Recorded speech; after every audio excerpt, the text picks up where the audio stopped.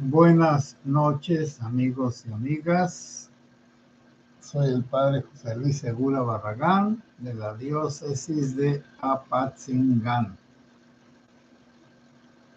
Les pido que por favor, si se conecta alguien, pues entonces, pues diga si se escucha o no bien. Bueno, voy a comenzar. El tema es, pues yo creo que ofensivo para muchas personas. El Evangelio, así, pues ya dije todo, que soy el padre José Luis Segura Barragán, que transmite desde Las Lomas, Jalisco, y que pertenezco a la diócesis de Apatzingán. Bueno, está bien. El Evangelio se predica con la vida. Jesucristo predicaba con su vida y por eso su palabra tenía un gran poder. Además, Él es y era el Hijo de Dios, por lo tanto no era un ser humano común y corriente. Raúl, bueno, muchas gracias, maestro Raúl, Diana Sáenz, buenas noches, padre José, Sandra Calderón, hola padre, buenas noches, buenas noches. Retomo la explicación. Jesucristo predicó el Evangelio con su vida. Bueno, ¿qué es el Evangelio? Pues la presencia de Dios entre nosotros para sacarnos del pecado, de la maldad, de la tristeza, de la muerte, de la destrucción, del odio, del mal comportamiento, a través de la influencia benéfica de un santo, el santo de los santos. Y esa influencia benéfica es como la luz del sol que ilumina todo lo que toca y que además da calor, da vida y hace que tenga un orden el tiempo, la noche y el día. Entonces, Jesucristo era un sol de bondad, de amor, de pureza. Y las personas, entre más pecadoras, más reconocían la luz de Jesús. Entre más oscura estaba su vida, más reconocían la pureza de Jesús. Ahora, en tiempos de Jesús había unas personas que se creían dueñas de la salvación, que eran los sacerdotes del templo de Jerusalén. La religión judía o israelita se fue constituyendo a través de 1000 años, desde el templo de Salomón, allá por el año 960-80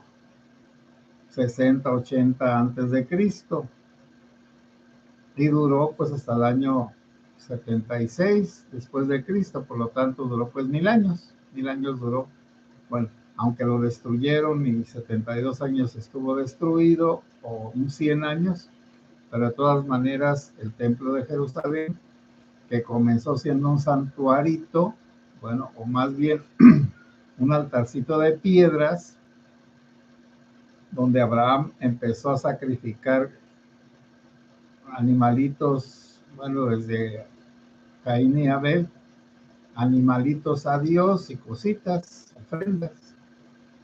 Nada más que lo que era de Dios se quemaba para que no se usara de otra manera. El borreguito que se ofrecía a Dios se mataba y se pelaba, por supuesto, la piel iba a servir para algo, y de la carne, la grasa se escogía para quemarla a Dios, y luego el sacerdote tenía derecho a una parte, ya cuando estuvo constituido bien el templo.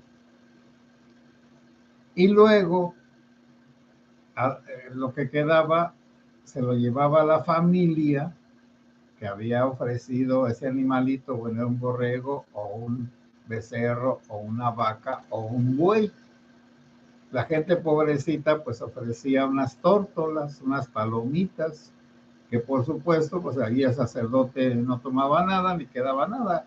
Mataban a las palomitas y se quemaban. Entonces los pobres no comulgaban, vamos a decir, no comían la carne sacrificada solo en compañía de los que sí tenían, porque los que tenían la carne sacrificada tenían obligación de compartirla con los que no tenían, porque todos tenían que comulgar en la Pascua, comer la carne sacrificada y consagrada a Dios. El borrego pascual, así lo mandó Dios. Allí estaba la salvación en la sangre de los animales que luego se rociaba sobre el pueblo, sobre la gente, como acá rociamos los católicos con agua bendita. Entonces el agua bendita sustituyó a la sangre de los animales, porque la sangre de Jesucristo no puede representarse con la sangre de nadie, y menos de un animal. Pero entonces se usa el agua bendita como un signo de la bendición de Dios, de la purificación. Pues estos sacerdotes del templo se echaron a perder. El poder, el uso del poder sin la gracia de Dios lleva al pecado, al abuso, lleva a todo tipo de horrorosidades y sobre todo corrompe la mente. Recuerden ustedes que los reyes de Israel, Dios no quería que existieran porque él era el rey, pero la gente quería un rey y Dios le dijo a Samuel, dales pues un rey, pero diles que los va a tratar mal. Ya sé que ellos van a decir que sí, pues y así va a ser. Y entonces Dios escogió a Saúl, el más pobretón de todos los de las tribus de Israel. Luego escogió a David, también un pobretón y el último de una familia, que el primogénito era el que tenía los derechos, la bendición de Dios, y el último pues nada, pero a ese fue el que le dio Dios el reinado o el reino. Y Salomón sí, que fue hijo de una mujer que engañó a su marido, obligada por David.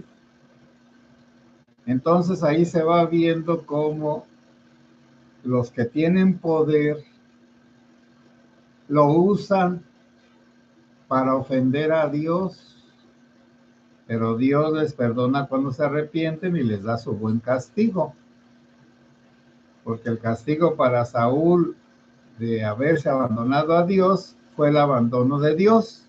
Fue lo que le dijo Samuel cuando la bruja de Endor lo hizo salir de entre los muertos, y le dijo Saúl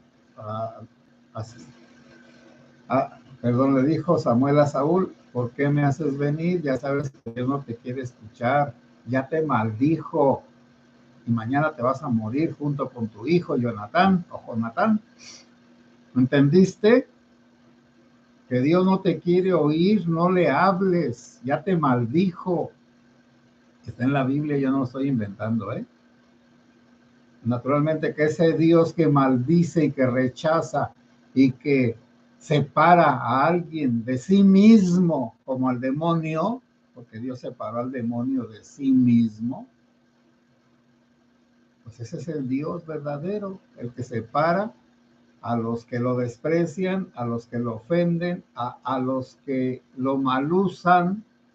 Entonces Dios los separa de sí mismos y los maldice y los destruye. Bueno, entonces a Saúl, por haber desobedecido a Dios y no haber esperado a Samuel para hacer un sacrificio a Dios, y que él mismo lo hizo y no lo debería de haber hecho. Y David por haber pecado con Betsabé y haber asesinado al esposo de Betsabé, a Urías. Entonces Dios les dio un castigo terrible, le dijo, mira lo que tú hiciste en la oscuridad, te lo va a hacer un hijo a ti en público.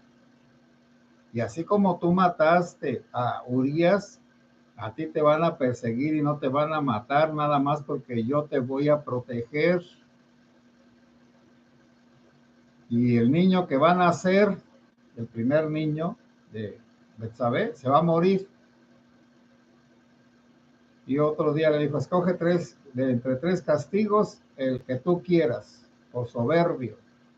Solo por soberbio, porque mandó a hacer un censo.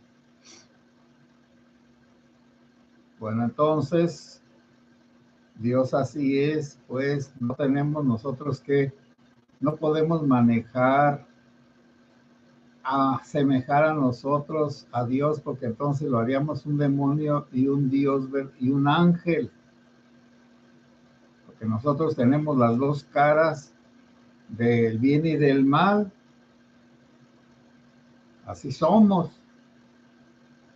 Bueno, entonces, pero Dios separa el mal de sí mismo.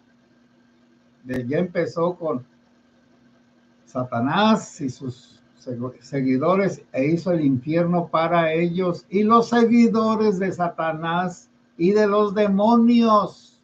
Hay infierno. Y el que no se arrepiente se irá al infierno, y el que no repara sus maldades se irá al infierno. Y aquí en esta vida Dios lo va a castigar de formas diversas y horrorosas. No todo el que me diga Señor, Señor, entrará en el reino de los cielos, sino el que cumpla la voluntad de mi Padre. Y la voluntad de mi Padre es que no se hagan el mal unos a otros, sino que se amen unos a otros como yo los he amado. Bueno, los sacerdotes de Jerusalén le robaron a Dios, entre comillas, la salvación, y entonces ellos eran los dueños de la salvación. Por eso Dios los destruyó, para que no se creyeran dueños de la salvación. La Iglesia Católica no es la dueña de la salvación, es la servidora de la salvación. La salvación la da Dios por la muerte de Cristo en la cruz. Y la muerte de los apóstoles y de los santos y de quien ustedes gusten, de los mártires, no es nada en comparación a la muerte de Jesús, el Hijo de Dios. Y Dios comparte lo que tiene porque es bueno, pero también hace justicia porque es misericordioso con las víctimas. Bueno, ¿y a dónde voy? Toda esta explicación para qué es, para decirles que la iglesia como está ahorita, y las iglesias, no es solamente la iglesia, la gente cree que tiene la salvación, y sí la tiene, pero no como una cosa automática. Para poder acceder a la salvación se necesita la fe. Y aquí es donde muchos me están diciendo, padre, van a perder la fe en la iglesia. ¡Que la pierdan! Jesucristo no vino para que creamos en la iglesia. Jesucristo vino para que creamos en Él, en Él, en Él.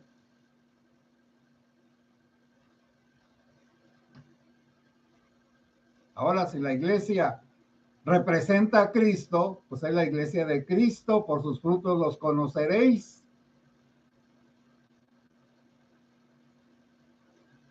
Y entonces, en este mundo en que estamos, bueno, ¿por qué me dirán que estoy tan alterado? Porque la mayoría de los sacerdotes y de los obispos no quieren arriesgar nada por predicar el evangelio y vivirlo.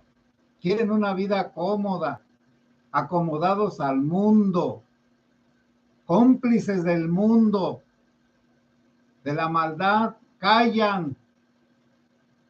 Ya saben que el que calla otorga, es decir, está de acuerdo. Entonces, la salvación está en la Iglesia Católica, pero no únicamente, ya lo dijo el Concilio Vaticano II, pero para que no les dé un ataque, eso no digo nada. Lo que sí digo es que los ritos de la Iglesia Católica sin fe no sirven de nada. Al revés, ofenden a Dios. Y por otro lado, sin amor. Y el amor a Dios es la gracia de Dios. ¿Y cuál es la gracia de Dios? La parábola del buen samaritano, pero sobre todo la parábola del padre bueno o del hijo pródigo. Supongamos que la iglesia es el padre bueno, o por lo menos representa pues a la iglesia, a una parte de la iglesia. O es Dios y tiene dos hijos, los católicos y los protestantes, vamos a decir así. Pero también eso les da un ataque. Bueno, entonces, el hijo pródigo tenía todo, pero no servía para nada. La iglesia tiene todo, pero mientras no lo use para servir a Dios, no tiene nada. Es engañosa, mentirosa, fraudulenta, pirata.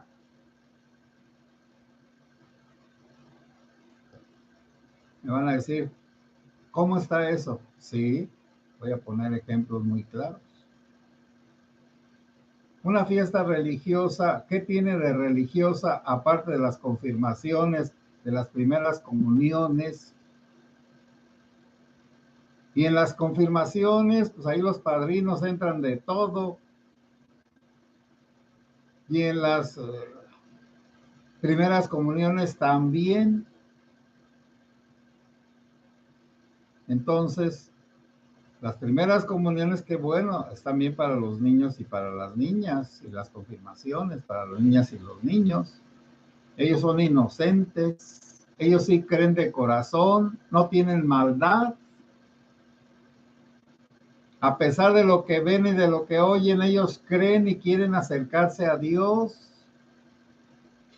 ¿Y quiénes van a ser sus peores enemigos que los van a alejar de Dios? El mal ejemplo de los sacerdotes pederastas, el mal ejemplo de los papás mujeriegos y de las mamás traicioneras a su familia,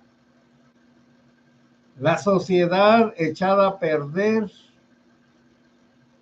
la cultura del narco, corridos, películas, series, videos, un ambiente de pecado. Y ahora me van a decir, padre, ¿y va a decir algo de los gays? Sí. También eso, recuerden que Sodoma y Gomorra tenía varios pecados. El principal era la injusticia social, el abuso y el abuso del poder, el abuso del placer, el abuso del dinero y el abuso de las personas, porque al final es un abuso. Cuando vinieron los ángeles de la casa de Abraham, que Dios los mandó a los dos ángeles y les dijo, vayan a decirle a Lot que se salga, porque voy a destruir las ciudades donde están. Ellos estaban en Sodoma. Y cuando llegaron a la casa de Lot, que tenía dos hijas, que todavía no habían tenido sexo con nadie, y su esposa, llegaron los habitantes de Sodoma a exigirle que sacara a los dos muchachos porque eran muy guapos y los querían violar. Y nos va a parecer una cosa como fuera del orden lo que les dijo Lot. Miren, tengo dos hijas vírgenes, a ellas pues úsenlas a ellas. Alguien me va a decir, padre, ¿por qué hizo eso? Porque tenía una responsabilidad con sus huéspedes. De parte de Dios, sabía que los tenía que proteger.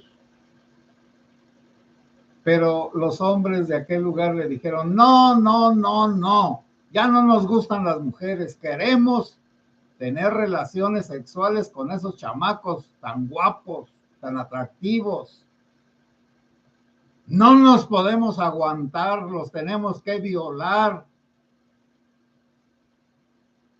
Y ya los ángeles los dejaron ciegos y le dijo a Lot, cierra la puerta de tu casa y no te van a volver a molestar, ya no van a ver aquí a nadie, van a andar ciegos por su pecado. Y así están muchos miembros de la iglesia en la jerarquía y en los pastores protestantes, ciegos. Y ya saben ustedes, a la mañana siguiente, muy temprano se fueron y dijeron los ángeles a Lot, no vayan a voltear para atrás. Y la mujer de Lot volteó, desobedeció, fue curiosa y se convirtió en una estatua de sal. Por eso, entonces también Dios es muy misericordioso, es cierto, pero también tiene un límite. Allí eran 10 personas buenas. Recuerden lo que platicó Dios con Abraham cuando los ángeles se fueron a decirle a Lot y a su familia que se salieran de Sodoma y Gomorra. Abraham le dijo a Dios, mira, yo soy tu amigo y te respeto mucho y te quiero y ya ves cómo te traté cuando llegaste y además he dejado todo por creer en ti, hasta cambié de religión. Y si hubiera, ¿verdad que tú no castigas a los buenos junto con los malos? No. Y si hubiera 50 personas buenas en Sodoma, ¿destruirías las ciudades? No. ¿Y 45? No. ¿Y 40? No. ¿Y 35? No. ¿Y 30? No. ¿Y 25? No. ¿Y 20? No. ¿Y 15? No. ¿Y 10? Párale. Si no hay 10 personas buenas ahí, los voy a castigar y los voy a destruir. Y entonces también aquí es donde debemos de valorar a las viejitas que en los ranchos son las que rezan, las que piden, las que participan de todo, las que comulgan, las que ayudan. Esas son las 10 personas por las que Dios nos tiene compasión a nosotros. Estamos en un ambiente de desánimo, desesperanza, en un ambiente donde decimos que no se puede hacer nada, en un ambiente corrompido, echado a perder, lleno de maldad. Sin embargo, estamos ciegos porque no vemos la bondad de Dios, la luz de Dios, como en esta oscuridad de pecado, nosotros tenemos que buscar a esas personas luminosas, como las viejitas que les digo, y otras personas, y los niñitos de la primera comunión, y los niñitos de la confirmación. Entonces ir poco a poco viendo la luz de Dios donde está y no dejando que las tinieblas y la maldad y la porquería destruyan la pureza de las personas buenas.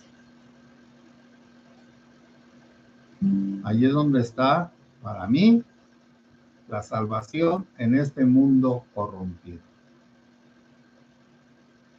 Y ahora me van a decir, ¿y cómo componer a los pastores protestantes y a los curas de las mañas? Eso lo diré en otra ocasión. Amigos y amigas, muy buenas noches. Disculpen ustedes que en estos temas me pongo irritado. Que Dios los bendiga. No, bueno, voy a leer acá porque pues sí estoy tan en las últimas que ya se me olvidó que debo de comentar sus aportaciones. Bueno, ya a Raúl, a Diana y a Sandra ya les dije. Crescencio Barajas, hola padre José, ¿cómo ha estado? Ya tengo mucho tiempo que no lo veo. Saludos de Santa Rosa, California. Bueno, Crescencio, muchas gracias. José Luis Pérez Alvarado, hola, buenas noches padre José Luis, Dios lo bendiga, gracias por sus pláticas, me de gran utilidad. Qué bueno, bendito sea Dios. Candelaria, buenas noches, Padre José Luis, buenas noches. Rosa López, buenas noches, Padre José Luis, espero esté muy bien y Dios y la Virgen lo cuiden y lo protejan. Gracias por sus pláticas. Gracias por participar. Buenas noches, Padre. Después de un tormentón e inundaciones aquí en Guadalajara, es un placer escuchar sus reflexiones y mientras los sacerdotes vean esta vocación como profesión, irán detrás del dinero. Irán tras las ovejas y en la liturgia San Agustín habla de esos malos pastores que en lugar de ir por la oveja enferma acaban con las sanas y fuertes. Tomo cuarto de la liturgia de las horas, página 223. Es de los sermones de San Agustín. Pues muchas gracias, maestro Raúl. Mónica Gallardo, Padre, muchos saludos y muchas bendiciones para todos. Sandra Calderón, fuerte y dura la plática, pero llena de verdad. Me gustó. Digo, pues disculpen, de vez en cuando me pongo como araña fumigada. Kiko, buenas noches, Padre. Me da tristeza que la Iglesia Católica está perdida, pero entre más perdida, más ocupa de nosotros. Buenas noches y hasta mañana, si Dios quiere.